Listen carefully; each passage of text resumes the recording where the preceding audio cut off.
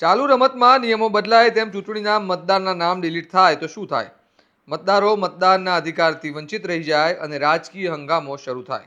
અને આવો જ હંગામો અમદાવાદમાં શરૂ થયો છે, કારણ કે ચાંદખેડા વોર્ડના બૂથ નંબર 30માં મતદારોનું નામ ઉમેદવારોને આપેલી યાદીમાં છે, પરંતુ મતદાન મથક પર જતા નામ ડિલીટ બતાવી રહ્યા છે તેવો આરોપ સામે આવ્યો છે.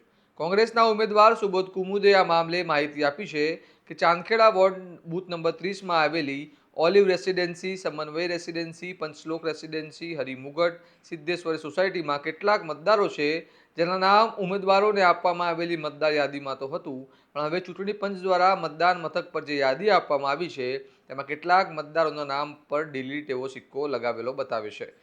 જેથી તપાસ કરતા મતદારોનું કહેવું છે કે ડિલીટ કરવા અંગે તેમને કોઈ સૂચના કે માહિતી અગાઉ આપવામાં આવેલી જ નથી. આમાં મતદારોના નામ ડિલીટનો મુદ્દો ચાલુ મતદાનને ઉછળતા ચાંદખેડા વોર્ડના કોંગ્રેસના ઉમેદવાર સુબોધ કુમુદે કહ્યું છે કે તેઓ આ મામલે ફરિયાદ કરી મતદારોના ન્યાય માટે લડત લડશે. તમારું શું માનવું છે? આવું થઈ શકે ખરું?